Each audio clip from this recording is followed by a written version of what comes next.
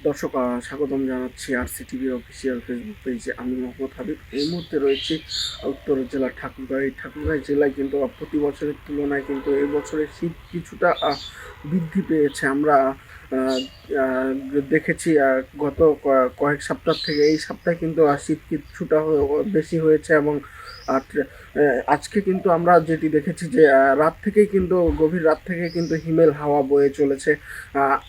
আর যারা নিম্ন আয়ের মানুষ রয়েছে তাদের কিন্তু এই শীতে কর্মস্থলে যেতে অনেক ভোগান্তিতে পড়তে হচ্ছে। আমরা কথা বলেছিলাম ঠাকুরগাঁও জেলার কিছু যে দিনমজুর রয়েছে, আমরা তাদের সাথে কথা বলেছিলাম। তারা আমাদের জানিয়েছে এই শীতের কারণে কিন্তু তাদের ঘর থেকে বের হতে অনেক সমস্যা হয় এবং যারা বৃদ্ধ যারা দিনমজুর রয়েছে তারা আমাদের জানিয়েছেন যে তাদের এই বয়স্ক হওয়ার কারণে কিন্তু তাদের প্রতিনিয়ত কিন্তু একের পর এক সমস্যা ভোগান্তিতে পড়তে হচ্ছে এবং শীত বাড়ার কারণে কিন্তু প্রতিনিয়ত বাড়ছে যে ঠান্ডা শীতজনিত যে অসুখগুলো রয়েছে সেই রোগগুলোও কিন্তু প্রতিনিয়ত জোর দিচ্ছে মানুষদের শরীরে। আমরা যেমনটি দেখেছি এবং জেনেছি।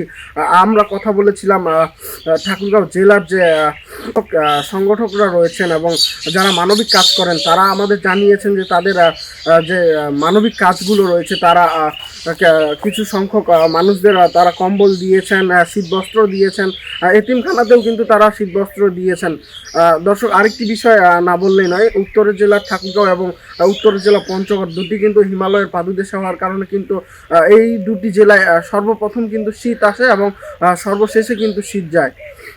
দর্শক, পঞ্চগড় হচ্ছে হিমালয় কন্যা নামে খ্যাত, কারণ হিমালয়ের পার্শ্ববর্তী অঞ্চল হওয়ার কারণে কিন্তু সেখানে হিমেল হাওয়া ও শীত বেশি হয় এবং তারই ধারাবাহিকতায় কিন্তু আজ ঠাকুরগাঁও জেলায়ও কিন্তু হিমেল হাওয়া বয়ে চলেছে।